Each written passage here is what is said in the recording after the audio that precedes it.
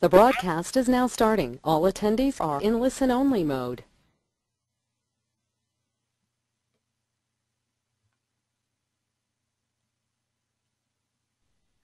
Good evening, everyone. Welcome to the second session of the Total Success program. I'm noticing people are still coming in, but we're going to stay on schedule here and get going. I don't know how many of you ever watched an old Alfred Hitchcock TV program, but he had a very distinctive way of saying good evening, and I can't quite mimic that, but it was always funny to hear him sign on.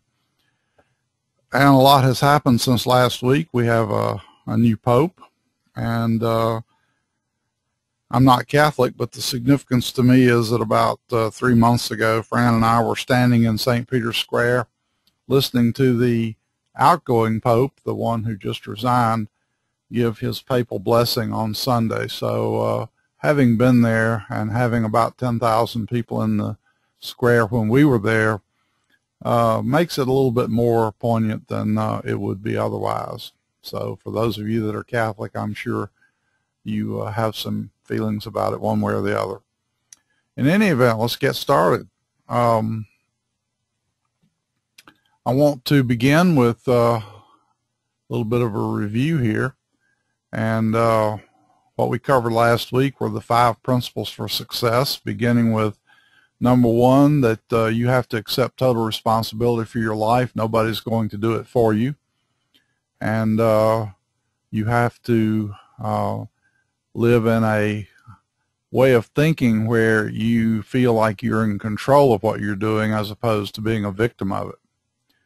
Number 2, you need to begin with the end in mind and set goals to achieve over time. Number 3, you need to review these goals daily with strong imagination of goals as having been already completed. And if you didn't get the message last week, it's very important that you have a strong positive feeling about what it would be like if those goals had been completed. Don't keep them in the future by saying one of these days I'll do it. Instead, your mind can't tell the difference between reality and imagination, and so you need to imagine that they have already been achieved and you're now enjoying that success and the results of it. Number 4, do something immediate to signal to your subconscious that you're really serious about your goals. There's an old Quaker saying, pray and move your feet. And so don't just sit there and daydream. Get out and do some little something to help move you forward.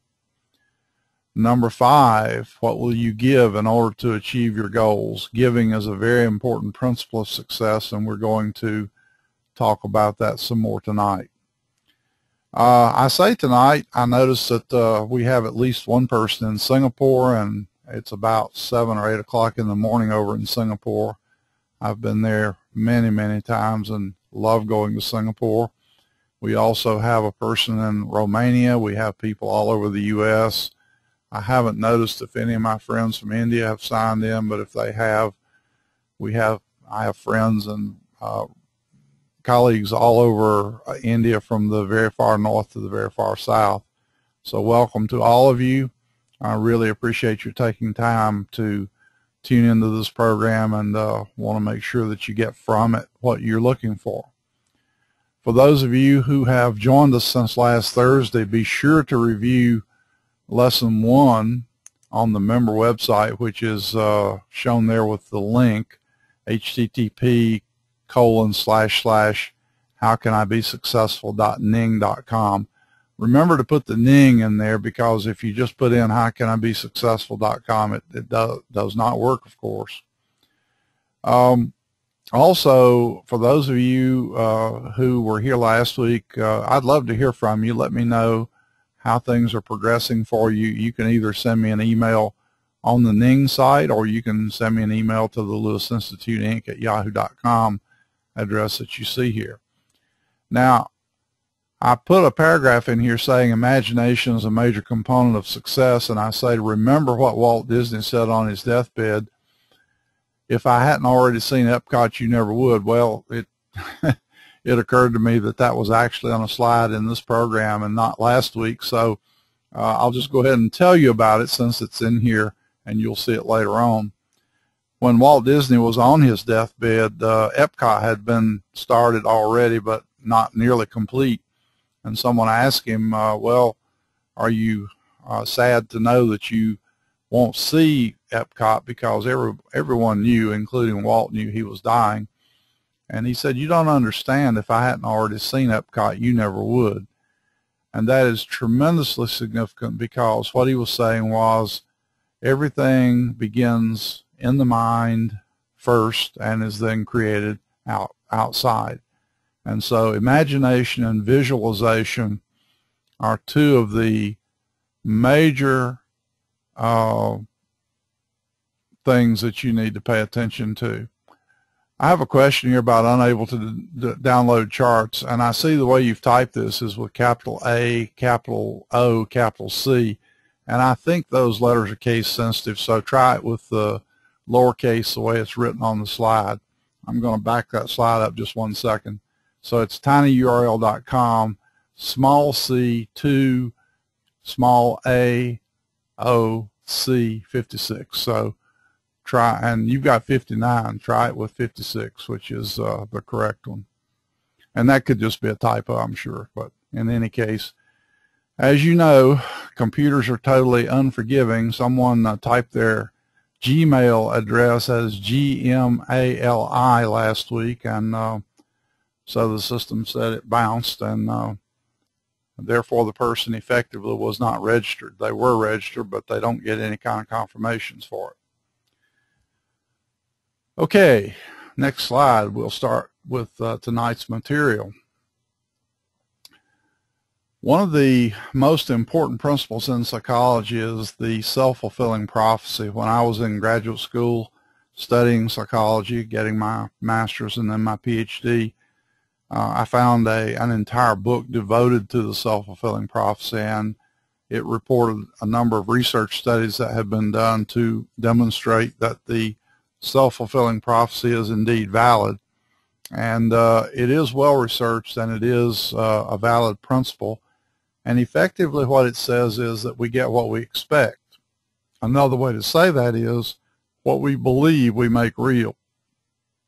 And I need to qualify that by saying it's not just superficial beliefs that we make real, but the deep-seated beliefs, things that sometimes we're not even aware of believing. And we're going to talk more about that in a few minutes, but we have all kinds of beliefs about what the world is like that we're not even conscious of.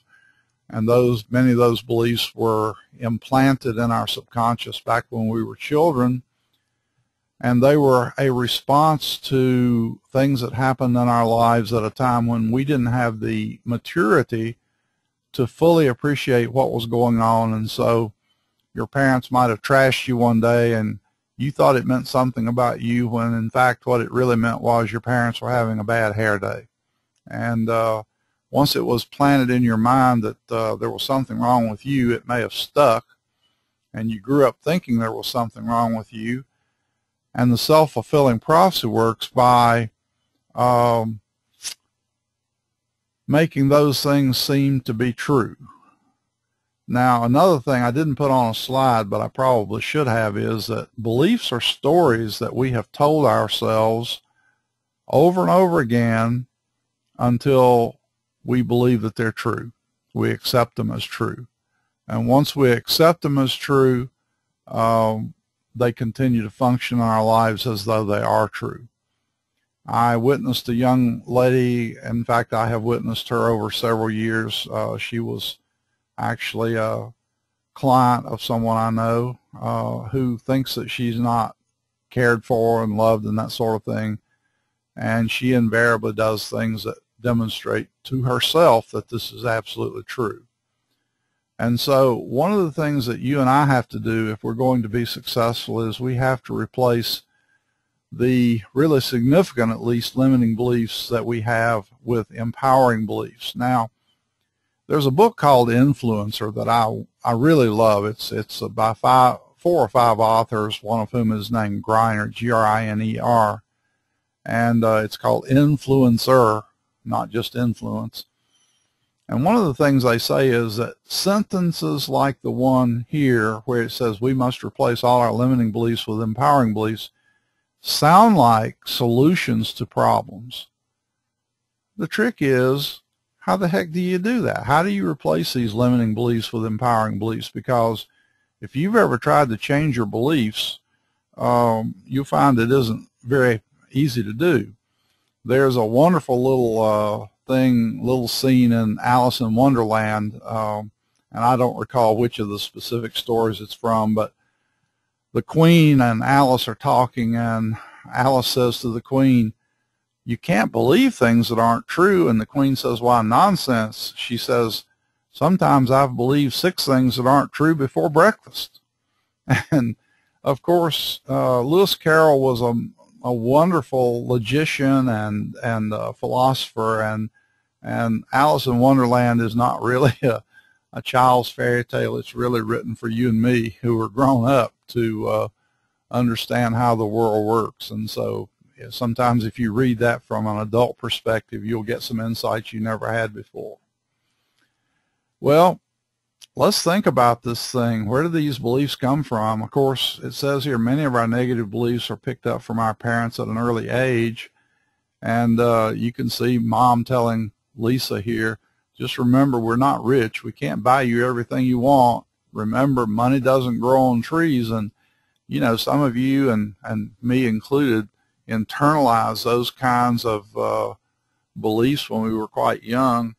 And we've lived with them all our lives, and they seem to be totally true to us. And, of course, money doesn't grow on trees, but we create for ourselves a scarcity mentality with all this stuff instead of an abundance mentality. And so when those kinds of beliefs become limiting beliefs, then we are going to let them be our self-fulfilling prophecy, and it will always seem that the world is a scarcity place. I love good cartoons, and this is one that I saw recently that I thought was really cute. As the guy says, who out there said we're definitely going to fail when they're in a positive thinking conference here, positive thinking in commerce? And we can go around thinking positively all we want to, but if we don't actually internalize that positive thinking, it won't do us a whole lot of good. Here's another example.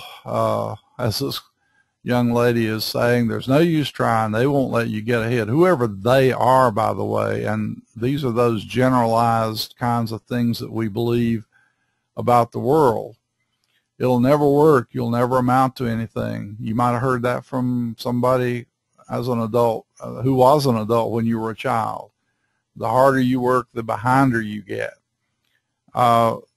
When I first started studying neurolinguistic programming, NLP, back in the 70s, Grinder and Bandler wrote 2 books called The Structure of Magic. And the first thing they talked about was you will never see your behavior change unless the beliefs you have about the world change with them.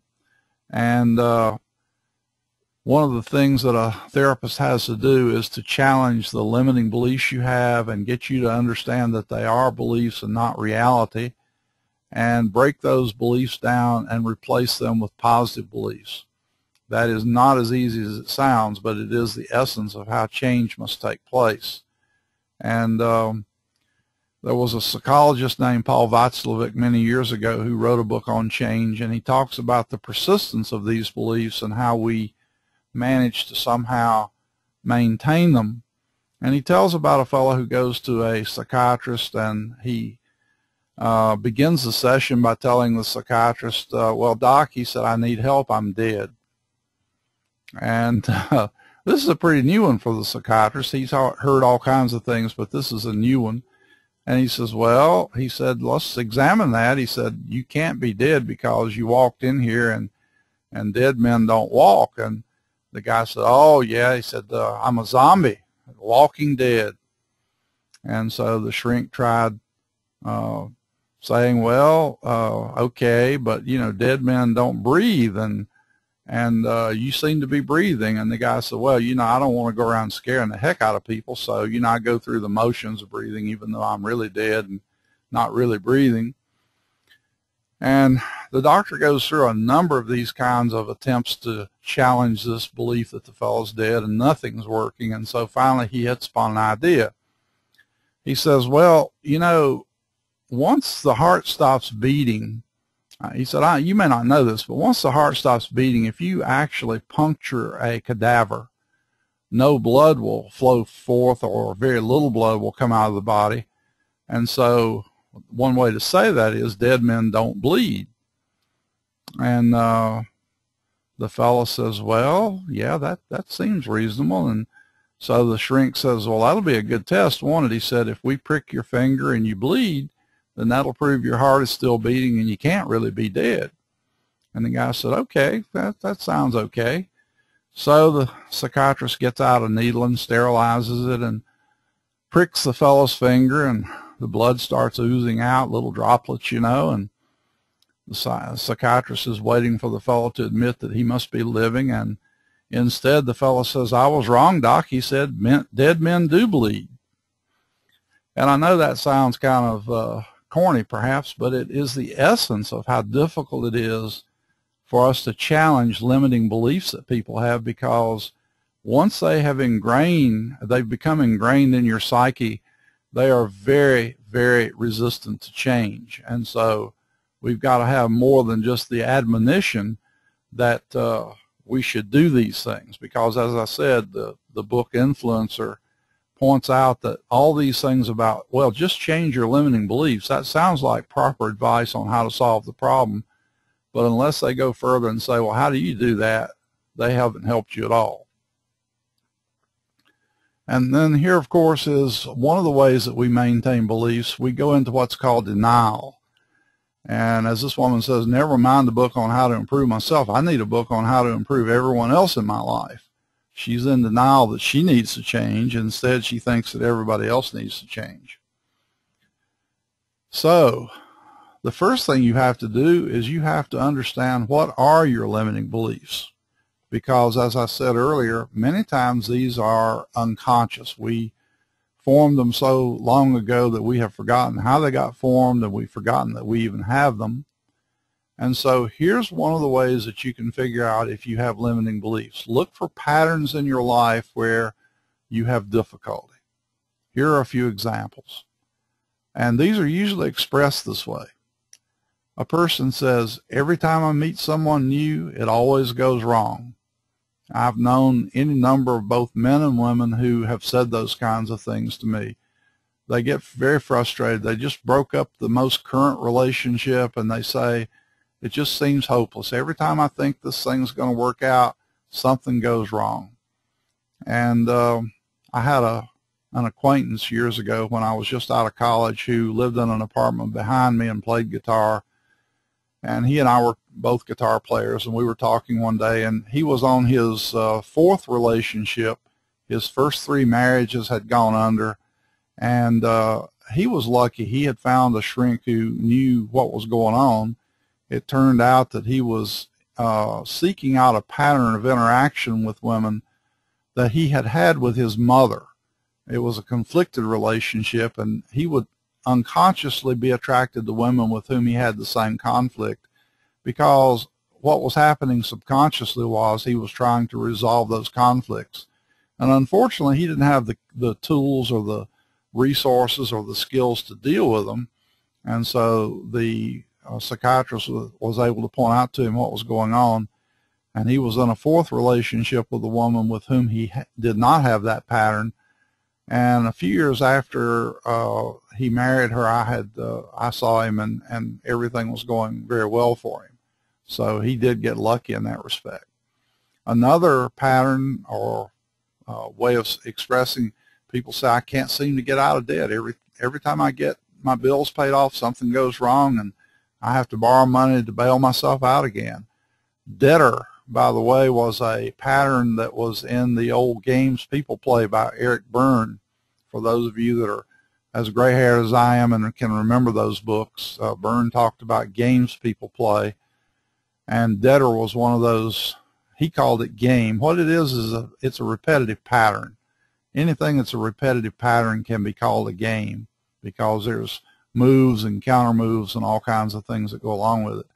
So if you've ever had the experience, or if some of you are having the experience of seeming to stay in debt no matter what you do, then this might be a pattern.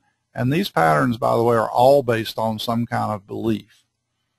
Here's one that many people in our population, including myself, seem to have. They say, I can't lose weight no matter how hard I try. I've tried every diet that's come down the pike, and the diets don't work, and I've tried exercise, and I've tried standing on my head and spitting for distance, and nothing is working. And sometimes, if you really dig deeply, what you find is the person has a belief about themselves that is keeping them from losing weight no matter how hard they try. Now, the way to decide what the belief is to ask yourself, what must I believe in order for these patterns to continue? Now, it may not be real clear to you what the belief is. You may not actually realize what it is, but what would you have to believe in order for these patterns to continue? And I know a fellow who became a millionaire twice, lost it twice. Both times he became a millionaire, he lost every penny of it and had to start over. And he said that at the end of the second time, he really did a deep examination of himself and found that when he had been a child, he had picked up a belief that he was not entitled to a lot of money.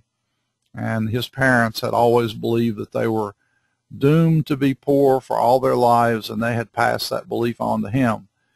It's interesting to me as a student of psychology that there is a saying in the Old Testament of the Jewish Bible saying the sins of the parents are visited on the third and fourth generation. Now, I don't particularly, and by the way, they revised that several hundred years later and said that it shall no longer be said that those sins are visited on the third and fourth generation. But I believe that the core beliefs of people are visited on their children. They tend to pass those on to their children.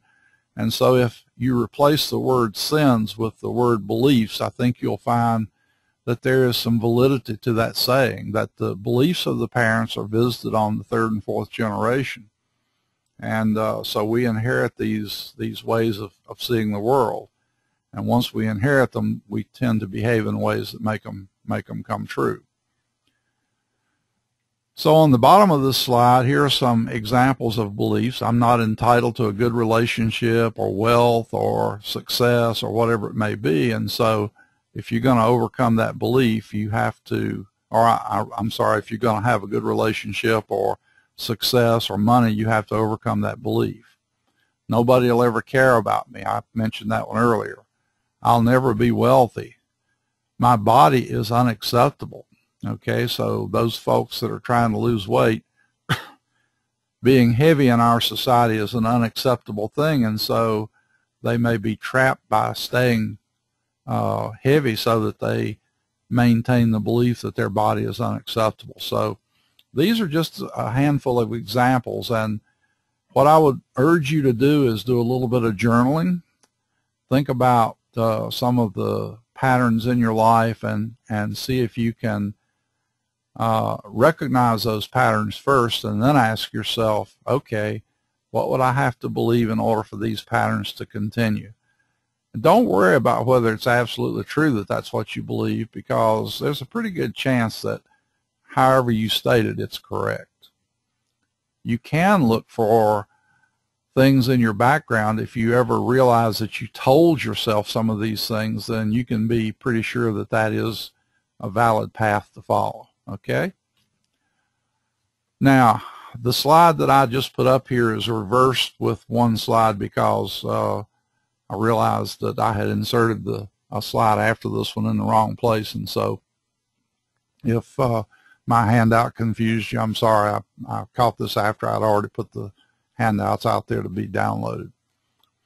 It says here that if you're trying to change a belief, it's easier to act yourself into a new belief than to believe yourself into a new way of acting. And one of the ways you do that is to act as if the belief is already true. That is a new belief. Act as if the new belief is already true. So if you are trying to replace a belief that you're not entitled to money with one that says you are entitled to money, then you have to act as if the new belief is true in order for it to happen. It is much easier to act as if it's true and change the belief than to first change the belief and then begin acting as if it's true. And so change your behavior first and your beliefs will change. I want to illustrate that with an example from Dr. Stephen Covey. It came from his book, 7 Habits of Highly Effective People, which many of you have probably read, and if you have, you'll remember this.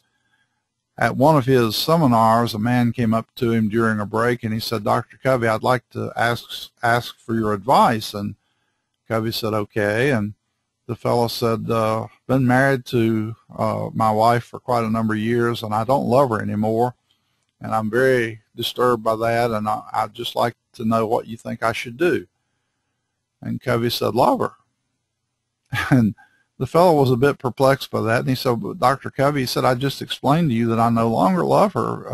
I can't just love her." And Covey said, "No." He said, "You're mistaking love for an emotion." He said, "How did you behave toward her when you were first in a relationship with her? And if you go back in your relationships and think about it, you were courteous and thoughtful and attentive and all those kinds of things. And so," he said, "behave toward her as if you love her and you will." And he was right. The interesting thing is there's a discipline in psychology called attribution theory where we try to understand the reason for our behavior. And it turns out that if we behave in certain ways, we conclude that we must think a certain way. Now, that seems absolutely backwards to most of us because we think that we behave according to our beliefs. Well, we do. But how did the belief get formed in the first place? It got formed by the stories you told yourself and the way you behaved. And so when you started interacting with this person who eventually became your significant other, you treated that person with respect and deference and wanted to make them happy and all kinds of neat things. And I call that the honeymoon phase. And so you're in the honeymoon phase where you eventually conclude that you're falling in love. And the relationship starts to develop, and over time you begin to quit noticing all the good things about that person that you saw in the beginning, and you start seeing all the, I call them the warts, the flaws, blemishes, the failings, the things that you don't like. And you go from the honeymoon phase to the divorce phase, and it spirals downward, and one day you get divorced and you look back and you wonder, how in the world did I ever get married to that person or get in a relationship with that person? Well, there's two things about that. You never divorce the person you married because neither of you is the same person that you were when you first got married if very much time has gone by. The problem is that we change, we grow in different directions, and so we are not the same person that we were 10, 15, 20 years ago. So back to the slide. If you want to incorporate a new belief into your life, then you have to act yourself into it. That's one of the easiest ways that you can do it.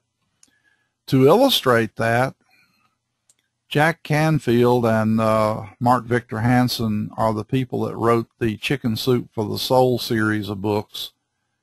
And Jack Canfield has a wonderful book called The Success Principles, which I highly recommend to you. And I'm going to publish a bibliography of all these things in the next week. So if you forget or miss some of these things, I'll have them on a list. But The Success Principles by Jack Canfield, he tells about having being invited to a Come As You Will Be party many years ago out in California. And quite a number of people went to the party, and the idea was that you were supposed to dress the part of whoever you would be in 5 years. You were to print up business cards that had your new title, job description, whatever you would be at that point in time. Tell people about all the things that had happened to you in the past 5 years, all your accomplishments and the things you've done for fun and excitement and so on.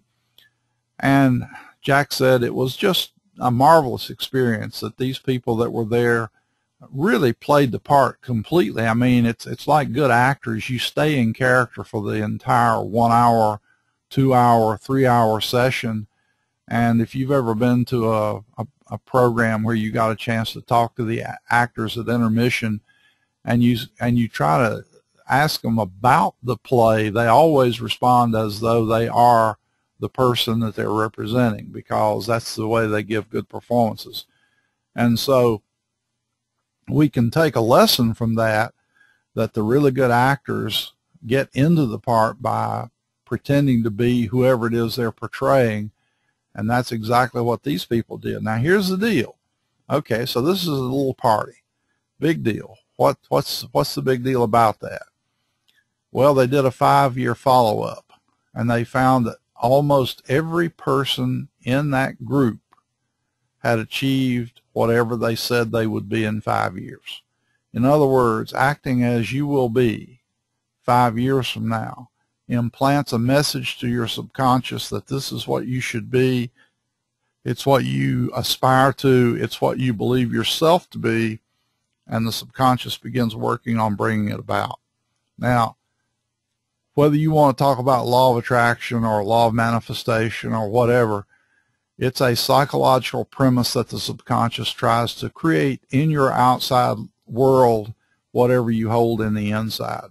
And this principle has been demonstrated so many times that it is as valid as any principle can be. And again, it is partly based on the self-fulfilling prophecy that whatever you truly, truly believe deep down inside will become real in the outside, because you will begin to notice things differently. You'll behave differently. You'll be attracted to different people, and the whole ball of wax, as we say. Now, I saw this one and I thought, well, boy, this one sure would not conform to the come as you will be party. This is a guy that's still living in the past, probably. He got this little award for driving a school bus. So he's still reminiscing, and some of these other people may be living in the future. So that's not the way to go to a come as you will be party. So here's my anecdote about Walt Disney. As I say, he remarked that if he had never seen Epcot, neither would you. And everything in this world is created twice, once in the mind of someone and then outside. If you don't quite relate to that, every new product, I was a design engineer for 15 years designing radio equipment, and I formed a picture in my mind of exactly what that product was going to be like when I finished it. And the beauty of vision is that when you see it, you're finished. It's there. And for those of you that are a little bit conflicted about the difference between vision and mission, mission statement is always to achieve the vision. So we have to have that strong vision. And in project teams, which is what I teach a lot of, you have to have a shared vision in the team, or else you're going to have a fragmented result. Okay?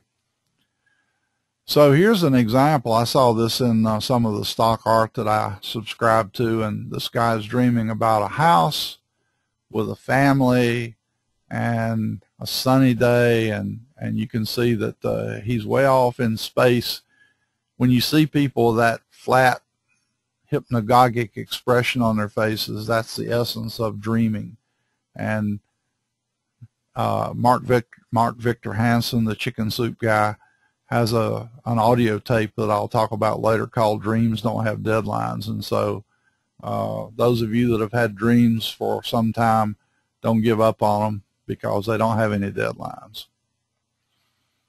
Now, we started off last week talking about setting goals. So here's just a little example. People have goals to learn foreign languages, to travel, to write books, to have houses, all kinds of things. And of course, the objective is to list those things and eventually to check them off. And Mark Victor Hansen says that Bill Gates has 1,000 different goals that he wants to achieve over time. And you say, oh, that's ridiculous. Well, it may be, but he makes the point that there was an actor who for many years wanted to play a leading role in a play or a movie, and he always played comic roles and that sort of thing, but he wanted to play a serious role, a dramatic role, and he finally got his chance, and within a year or two after he made that movie, he passed away. And Hansen says he can't help but think that it's because he had finally achieved a major goal in his life and he had no goals left. And I myself went through this about 10 years ago. I realized that I had achieved all the goals I had, and I didn't really have any goals at that point. So I got busy and picked up a few. So I'm happy to say I have a list of things that I still want to do. And some people call that their bucket list, and I really like that term.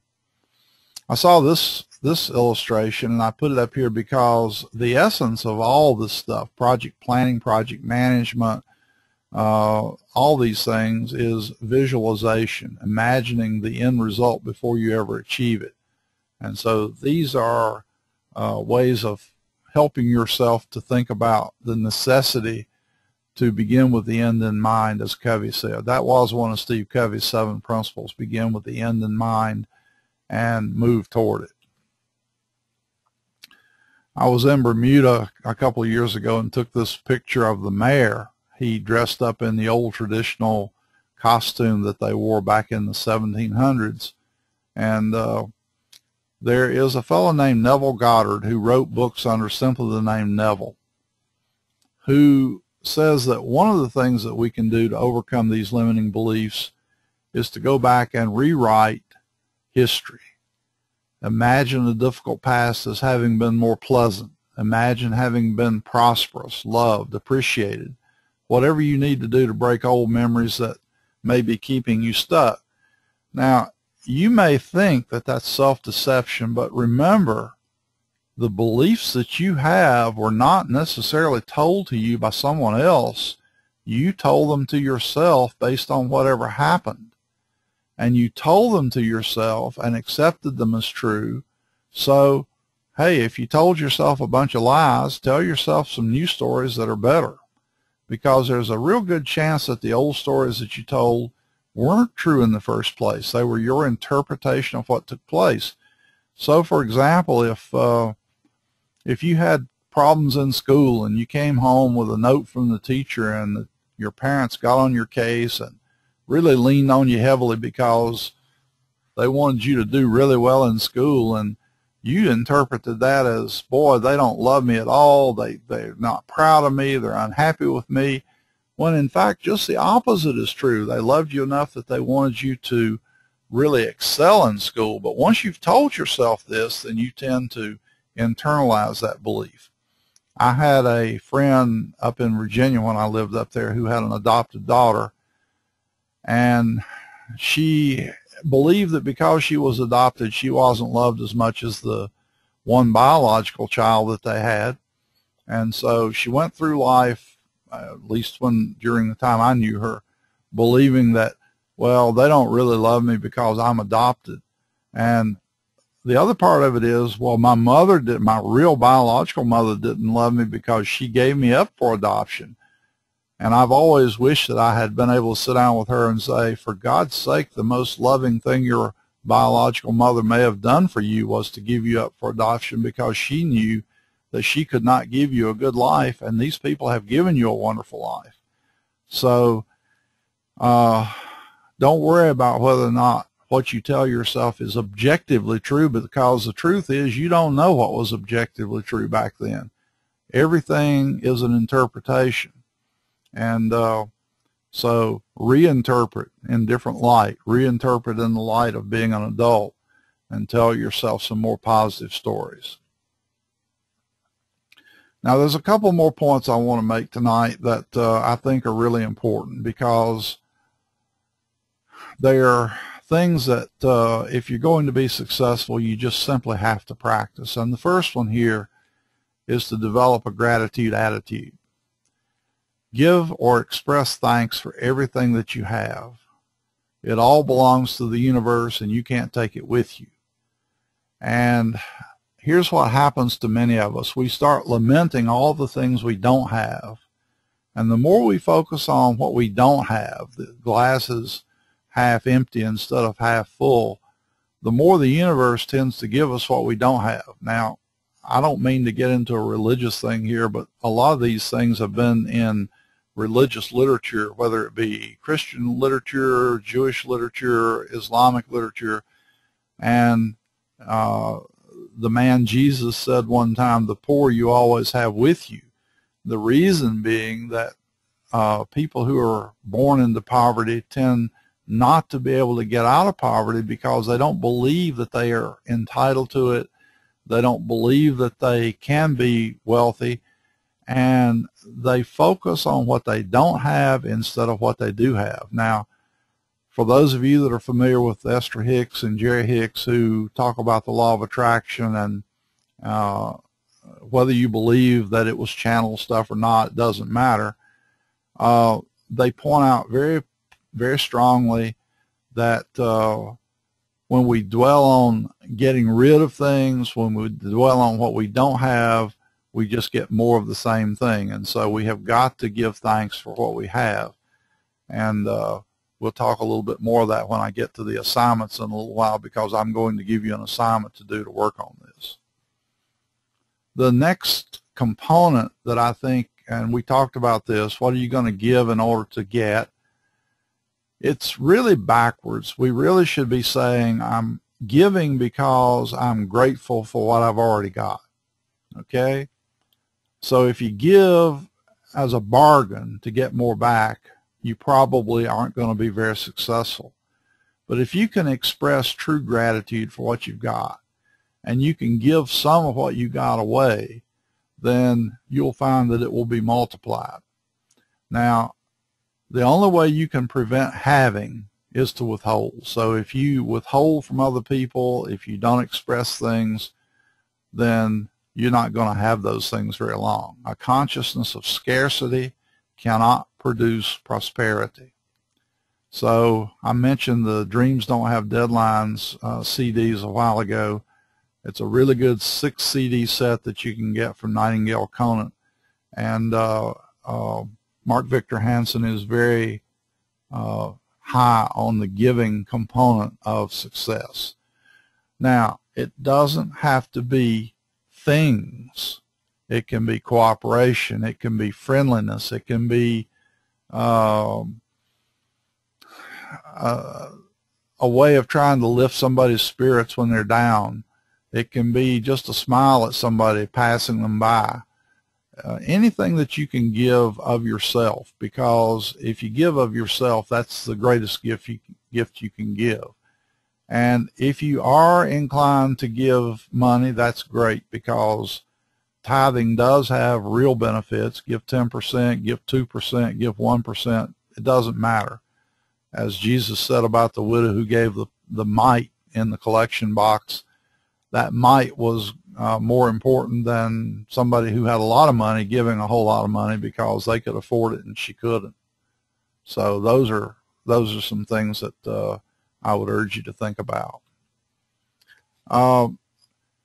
This example, I've been in nursing home environments and things like that over the years. My mother-in-law went into Alzheimer's and lived out the rest of her life in a nursing home, and seeing people come in and try to cheer up people who are in those kinds of situations is very nice to see, but it also is something that's very important from the point of view of the person that's doing the helping and the supporting people. So that's another way that you can give, or you can donate time to a charity or a soup kitchen or Scouts or Big Brother or whatever it might be, Big Sister, whatever kind of organization you might want to support. So that's the content for this week. So let's talk about the assignments. Here's some things that I would like for you to do, because I want to make a very strong point here. You do not learn to be successful. You do not learn to be a good manager. You don't learn to do anything that requires behavior by listening to me talk. I'm not that entertaining. I'm not going to keep you awake for very long at night because it's already 1:15 here, and you may be falling asleep already. So you have to go out and behave differently if you want to achieve something different in your life. And so if all you do is read the books and listen to the tapes and then go out and do everything that you've always done, as the saying goes, if you always do what you've always done, you'll always get what you've always gotten. So here are some assignments for you. Now, a $100 bill might be too much for some of you, so if it's $50, if it's $20, that's okay. But take a bill that represents a fair amount of money to you, put that bill in your purse or wallet, and for the next week, whenever you get a chance, go to a store, a mall, whatever, and look at things that you may like to have but would not normally buy because you think you can't afford it. Now, if it's a $100 bill and the item is under $100, then you should tell yourself, you know, I could buy that right now if I chose to. And that is absolutely true. You have the $100 bill in your pocket, and if you chose to do it, you could buy the item. Now, I know you may say, well, yeah, but I'd be $100 down, and boy, I need that $100 for other things. Well, that's true, but that's not the point. The fact is you could buy it right now because you do have the means to do so. And the reason we're talking about these kinds of activities is you have to build a consciousness of having rather than not having, okay? The whole business of success is to build a success consciousness as opposed to a non-success consciousness. All right? I'd like for you to make it a point every day to give something to someone. It doesn't have to be money. Practice random acts of kindness. Do something nice for someone. Help somebody across the street, or help them do something at work that they need help with, etc. But every day, give something. Also, every day, I'd like for you to sit down and think about all the things you have and express gratitude for them. Don't forget to be thankful for the people in your life. And in some cases, if it's a person that's giving you a lot of grief, think about the lessons that you may learn from that person, okay? Because those things are going to help you out over the long run. So instead of seeing that person as a pain in the backside or some other part of your anatomy, if you think about what you're learning from them and the opportunity that you're having to overcome whatever difficulty they may express to you, you should be thankful for that. I tell people this in my project management classes sometimes. If when you leave my project management class, I have convinced you that you don't want to be a project manager the rest of your life, you should send me a check. And I'm not kidding when I say that. I am joking with them, but I'm not kidding when I say it, because life is too short to spend doing something that you absolutely don't want to do and don't like doing. And so I'm going to say this to you point blank. I truly, truly believe that if you find something you love and you do what you love, the money can be made to follow. And the question you have to ask yourself, let's say you're an artist, a musician, a poet, ask yourself, if that's what I truly love, then how can I make it pay? I know an artist in Franklin, North Carolina, who has his own art gallery, Michael Rogers. He's a marvelous guy. He started drawing and doing watercolor paintings when he was in high school. He has made his art pay. I've had any number of friends who've said they've told their kids, oh, I want you to go into school and study science because you can't make a living as an artist. Bull feathers. The most wealthy people in this world are some of the artists that we have. That doesn't mean all artists are wealthy. There's a starving artist out there for sure, but I can tell you the starving artist also has a starving mentality, or they wouldn't be there. So those that have a success and a wealth mentality found ways to make their art pay. So don't ever let people talk you out of your dreams. In fact, one of the neatest things that I've experienced is to teach a class on how to be more effective in your life. And I've had two women tell me, one said she was going to quit her job eventually, not overnight, and she was going to start herself an art gallery because that's what she had dreamed of for many, many years. Another woman said, I'm going to leave my job eventually and I'm going to go into my own interior design, interior decorating business because that's what she dreamed of doing. I have a friend right now who dreamed when he was a kid of being a barber by day and a photographer in the evenings, and that's what he's living right now. And he may not be making a huge amount of money, but he is happy as anybody I've ever known, and boy, there's a lot to be said for that. Okay, you don't have this slide because I put this one in here as a follow-up to that one up front in the slide pack where it said, okay, act as if your desired belief were already true. Now, the way to do that is to ask yourself, okay, suppose I want to be wealthy. How would I walk, talk, dress, and with whom would I associate if that were true? If I wanted to be an actor, how would I walk, talk, dress? How would I behave that would make it true? And so give it a shot and see if that doesn't help make these things come real. Okay, I have a comment from Marion saying that the audio is not working. I don't know if any of the rest of you are having audio problems, but if you are, there's not much I can do about it because I don't know where the system issue might be. Anyway, that's the material for tonight. I have time for just a couple of questions. I'm getting comments from Tom, Macy, and Chris, and Don saying audio is fine for them. Okay, Marion says he or she went to the iPad and have it back, so apparently it was a momentary glitch, thank goodness.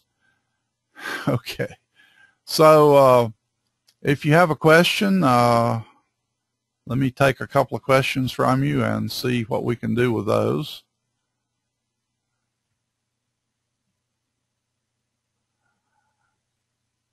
What about the fear of the unknown?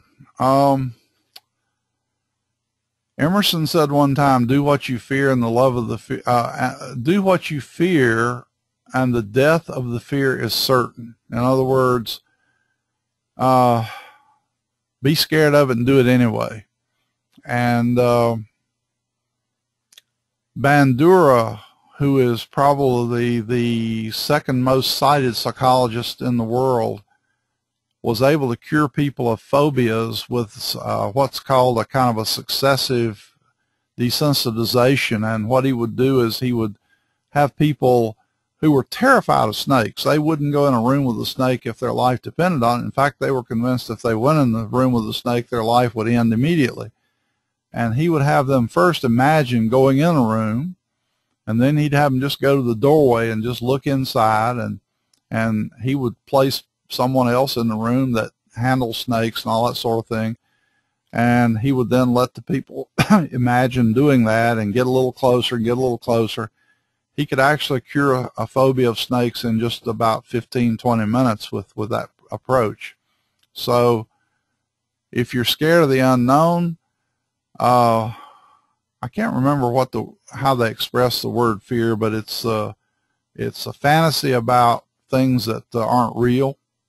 And most fears come from fantasizing that there are things out there, big boogeymen under the blanket that are going to get you that aren't actually true. And so face your fears and you'll get over them and your unknowns.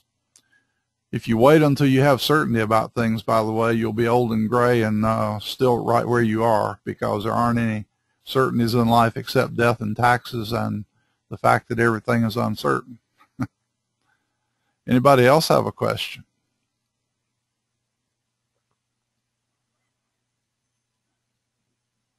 Well, I hope this has given you some food for thought. And if you'll carry out these assignments and really work on these things, you will make progress. And as I said at the very beginning of the program, please write me some emails and let me know how you're doing, and let me know if you have any issues that you would like some specific advice on, and I'll be glad to try to help you, because this is my giving. This is what I'm trying to do with whatever time I have left on this earth, is to give some back of what I've gotten from people over the years. And I really enjoy seeing people get results. So however I can help you, let me know. Thank you. Good evening to those of you for whom it's evening. Good morning to those of you who are just getting started with your day. And I'll see you next week, same time, same place.